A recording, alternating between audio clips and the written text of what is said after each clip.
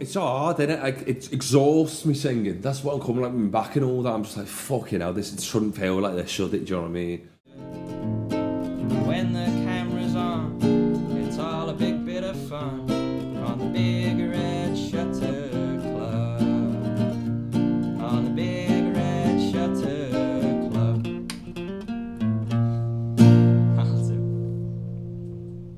This has been a long time coming, my dear. I've been looking forward to it. I've always wanted to do this. I feel like I'm missing out without my sunglasses, without my sunnies. Well, you can get your sunglasses on, you know. We're rock stars, it's all right. Always in character, you know. Not at all broken. Smart. So, welcome back to the Red Shutter. I want to slap the you know, when you do it, you go bang. Okay, we'll do that together. Ready? So, hello and welcome back to the Red Shutter Club. Today I am here with Roy Orbs. Hello. Is that you? Dreams, you're mine. Oliver Felton. Hello. Woo. How you doing, Ollie? Greetings, the internet. Is and your Shannon. full name actually Oliver? Yeah. Or It is. decades, whatever. Profanity wise. What we saying, is it a PG or? Barry Sutton came on and immediately started talking about shrooms, so, you know. I like it's, his style, yeah. It's all out the window now. Yeah, I like that, yeah. Yeah, cool, yeah. So how you doing, Ollie? I'm very well, thank you, Shannon. How are you? Dandy, man. Dandy. Thank you for having me. It's been a long time coming. Yeah. And, Yeah. I can't get over the sunglasses. We've never had someone wear sunglasses. That's why I want to wear them. That's your unique selling point, your USP. So I think that people see, if like they see it and they just see some fella with the sunglasses, they'll be like, "Who's this?" Who's that? And then they realise, oh, it's nobody. Well, what is it? What is it they say? You gotta wear sunglasses because your future's so bright. Yeah. Oh, yeah. I mean, like, yeah, it's blindingly obvious that I'm gonna have a bright future. Yeah, blindingly obvious. Yeah. Oh God! So obviously you're a musician here in Liverpool. You've just gone to music full time, have you not? Yeah. Just you start playing, don't you? And then Is that how it starts? yeah, you know, you just get with it. You know, you just start. I don't know. You go to the open mics, you meet some people, and then it's just who you know, isn't it? What you know, and then you start playing, and like you play somewhere like a bar, and then they say, "Oh, I need somewhere else to play," you know, and you fill in for them, and then they ask you back, and it just grows. You know, it's who it's who you know. At the end of the day, it's not like a magic wand happens and then you're instantly in with all these people. You know, it takes a lot of time. Sadly, that is correct. Yeah. I mean, that's like with anything. Nothing good's easy. You know, nothing's ever. If it's good and it's worth doing, it's never easy to attain. You know, so you got to put the work in. Time. You know. I would definitely agree. Now, how long have you been building this sort of network then? How long did it take you to get to full time? I don't know. 4 years. I don't know really. I mean, it's just as it's who you know. It's if you're in the right spot at the right moment to get the certain gigs and what have you. It can happen instantly. You know, you can move to Liverpool tomorrow and have all the but like that. It's just the luck of the draw, really. I mean, it's persistence a lot of the time. But yeah, and I've been going around Liverpool since I was like 18. So like as soon as there was a lad who used to work at the Cavern who I went to school with. So he said there was an open mic, you should come down. And we went down and he got fired or something like that, like 6 months into it. I don't know what happened to him. He's doing fine for himself now. Like, but yeah, he worked down at the Cavern pub and he said there was an open mic on. So when we were like 18, we went down and just kept going ever since. You know, I've got the bug for it. Mm-hmm. Also, stay on that mic, son. Okay. Remember how James did it? He put it in his mouth. I'm not fucking that way inclined. I mean, like, you know, if that variety. Well, I appreciate that because that is my mic for gigs. So please don't. I have replacement heads, but I already had to use one up on James. Bloody hell. James, lad. We're normally at the Jacaranda on Sundays and going in just like, whoa, this is great. And then he starts playing and I'm like, yeah. You know? Blues Brothers VHS. Okay, so back to music, back to the show here. You have some bangers. And I know bangers. Thank you very much. Yeah. You have some great songs. So tell us a bit about your songwriting process. Songwriting. I don't know really. You just put the sunglasses on and it comes. Stuff just happens, when you it happens differently every time, to be fair. I mean, songwriting's the main thing I like to do. Songwriting's the thing which I started maybe when I was like 16 properly. I started consciously thinking when I was like just maybe like 15, 16, I want to be able to write a good song.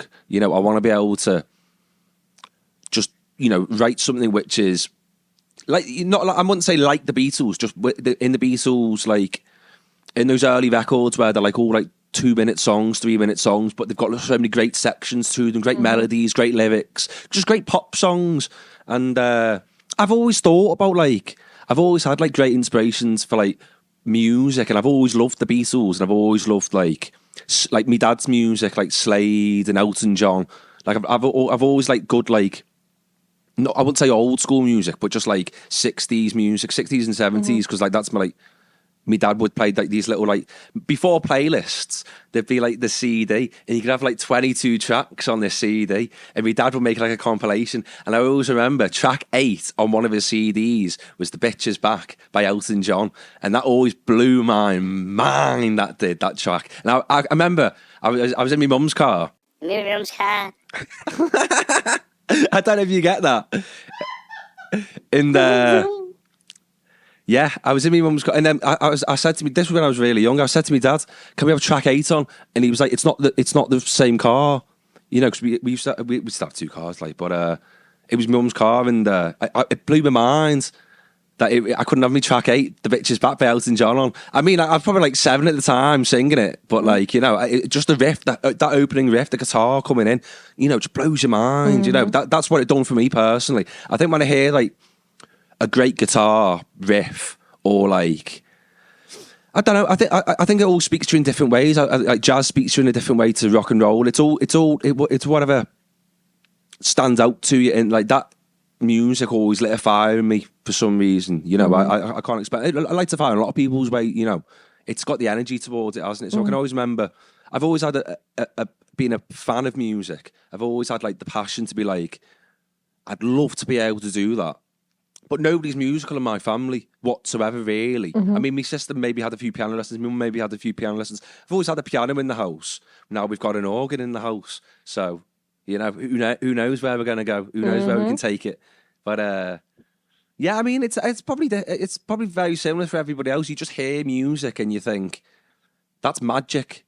Well, I think for a lot of people, this day and age, that inspiration often comes from that era of music, those types of artists, from the Beatles, from Elton John, from that older school music. It's because the way it's recorded, you can hear the air flowing from the keys at the piano, or the strings, whatever you want to call it, and the acoustic guitars, and you can recreate it. Maybe not. Maybe not exactly. Oh yeah, you can recreate it. I know you can recreate it. You can, whatever you could do then, you could do now. But it's the essence of the times. It's the history around it. It's when you hear like A Hard Day's Night, for example, the opening guitar riff, and you've seen the movie, and you know who the Beatles are, and all that. It has its place in time. You know what I mean? Those 4 lads did change the world for the better. Yeah. So many other artists changed the world as well in many different ways, but those 4 lads, I think, especially from being around here, if we're on Matthew Street right now, they obviously hit a chord with somebody and something somewhere to be like open the floodgates for everybody else. It was like the revolution of the teenager, wasn't it? It started everything off. I mean, you had Buddy Holly before that, and Elvis Presley, and Chuck Berry, and Eddie Cochran, and all those sort of people. That blows my mind more than the Beatles stuff. That like 50s rock and roll, because where do the chords come from? Who comes up with an A chord? Do you know what I mean? That's where the real magic lies. But whereas like with the Beatles, things like the harmonies and the story and just the impact of what they had. So that inspires everybody. Loads of artists like that, aren't they? Well, it was an incredible time because a lot of things that were happening were just things that had never been done before. No. There was a level of creativity to it. Like, is it What we talking Beatles? What's the Beatles song? It's like feeling something. For Dunno. only the Laws song is in my head, and that's not what I'm thinking of. Yeah, I don't know where the it feelings.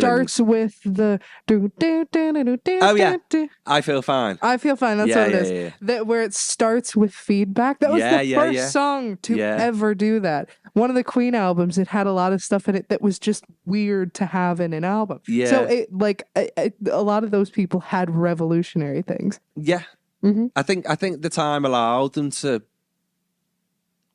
be push boundaries. I think it gave it like for example David Bowie. I don't think you'd have David Bowie obviously without the Beatles, because the Beatles broke down some barriers and then David Bowie took them further. And I'm sure other people up to this day take things further. You know, we see all this in culture. These you wouldn't see something 50 years ago that we see today, and it's probably for the better or the worse. You know, but that's just how things evolve. You know, you take something a tiny bit further. It's you take like you rock and roll, and then you write please please me. Then from please please me, you go from she said. It's just you know, two completely different songs. Baby steps, but you end up miles away. It's fascinating, and I think it's obviously all frequencies music. It's all frequencies in terms of like the notes, and there's only 12 notes at the end of the day. You know what I mean? But there's obviously something deeper rooted inside humans, isn't there? To feel, because you don't get certain emotions in everyday life, and you hear a song, and then you're like, whoa. And you can't explain it, can you? And that's magic. That's pure magic, in my opinion, anyway. Some people could say it's the drugs, but it's magic. Sometimes it's both. Sometimes, if it's a combination, sometimes it's, amazing. Yeah. You've been working on, and is it an album or is it a couple singles? Not an album, just, we just like to record tunes. You know, I've got a friend who I play guitar with. His name's Ian. We just jam together, really, and I write the tunes. I as I say, from about 16, I've always wrote songs, and I mean, I don't play the songs I first started writing. I've played them, bloody hell, like I'd be clearing the place out. But you know, I just write tunes, and then I jam them with my friend Ian, and then we go into a studio. If it's like the Motor Museum, been in the Motor Museum twice, done a few tracks in there. That's an amazing place. That used to be Andy McCluskey's studio from OMD, Orchestral Manoeuvres in the Dark. I mean, it's just a playground in there. It's an amazing place to go. Not sponsored. No, but if you want to give me free studio time, you're more than welcome to. A lad called Ben Harper. He came round to mine in the pandemic. He just rocked up at mine and was just like, what songs have you got? And I played him a load of songs, and he was like, we'll get you in the studio. You know, he liked what I was doing.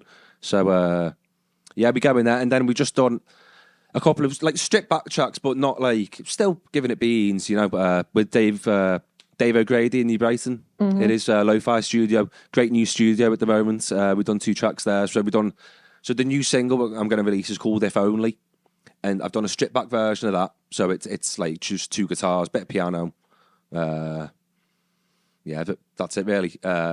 Stripped back of that, and then we've done a second track which I'll hopefully play later for you, called Play Nice.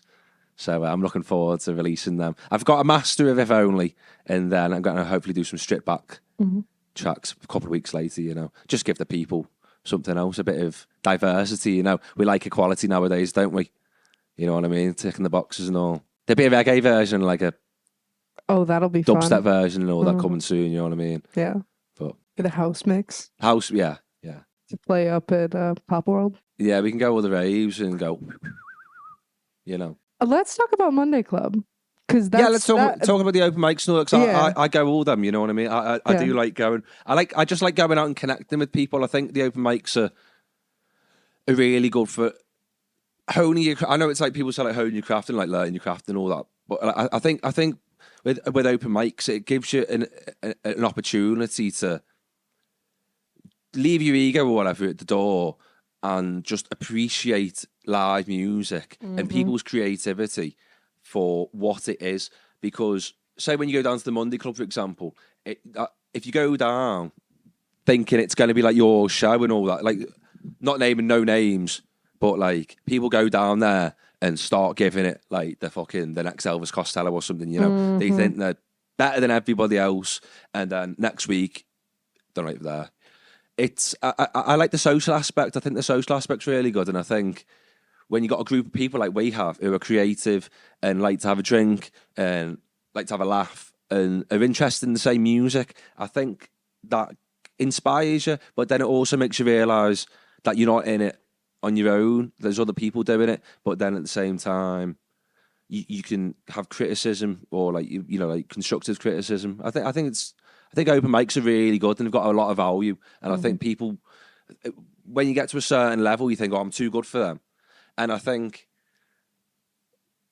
I don't like that attitude. You know what I mean? If you think you're too good for it, you don't entirely know what you're there for. You're not there for the right reason. Yeah, I think that if you don't want to be like I think when people like don't want to overexpose themselves or something like that, they don't want to be seen like doing an open mic before they play a gig at the weekend or something like that. That's fair, you know. I understand that there's a point in doing that, but I think with open mics, if you can get down there, you know, and support the business first off, because there's plenty of open mics around here who don't have to do it, but they do it because they want to do it and they love music and they want live music in the venues and you know it's great entertainment. Yeah, sometimes it might be free entertainment, but you know, it's like there's no substitute for live music. I think when you see somebody playing the guitar and singing a song which is theirs live, it's a different.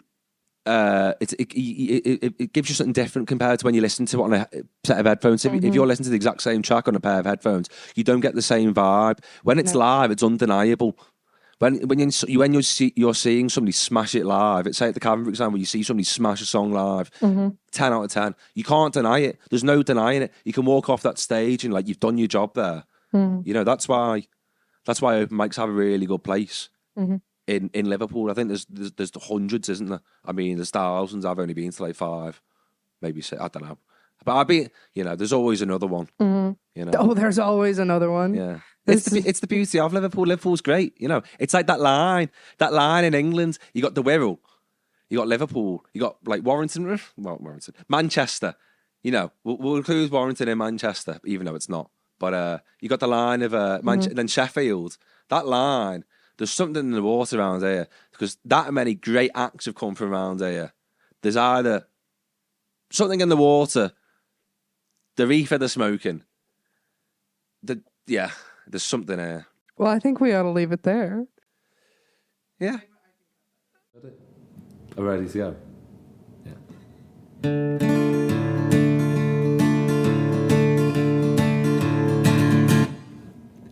Now and then you got to roll the dice, spin the wheel or pay the price. You do me wrong and that's okay, 'cause I'd even save your number anyway. Ooh, love, this is where we part ways. Broken hands in the hold of a vice. Cross me again, well, you wanna think twice. 'Cause I don't get if I see you fall. Who's the biggest, baddest, baby, stop them all. Ooh, friend, this is where we shall end. So I will be leaving on the motto. No map to guide. I got the sun to follow and the stars. Working on myself today, trying to find a better way. Love reciprocate.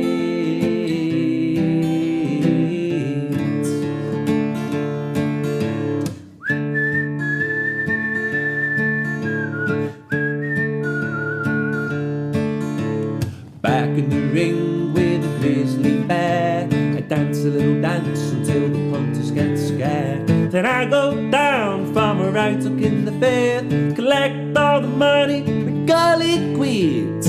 Ooh, luck doesn't tend to give a fuck. So I will be leaving on the motto. Map to guide. I got the sun to follow and the stars. Working on myself today, but I'm trying to find a better way. 'Cause love reciprocates. Now and then you got to roll the dice, take the wheel and stay a hard advice. You ask me again why it's double the price. I say, darling, you gotta play nice. Oh yeah. Peace out. So we're gonna do our sign off here. What we doing? What do you mean? I thought I was going to the couch. Have you not watched the episodes? I have. I'm just like, yeah. I'm just like, every Sunday at 11, I'm like, if I'm off, well, I'm always off on a fucking Sunday now. What are we doing here? Am I what? I don't know. Okay. Say so goodbye. You have just played. So I have now just I'm gonna tell played. you Yeah. how wonderful it was. Okay, yeah. Well, that was lovely. Smashed it as always, you know what I mean? Oh, goodness. So, is there anything you want to plug before we get going here? Plugging, except the bath plug after a bath. No. Yeah, I've got a new single coming out soon. It's called If Only.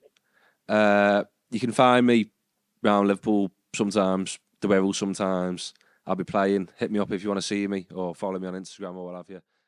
Ooh, luck doesn't have to give a fuck. So I will be leaving on the motto. Keep smoking the reefer. Maybe not that. Maybe not put that. I'll put it at the end.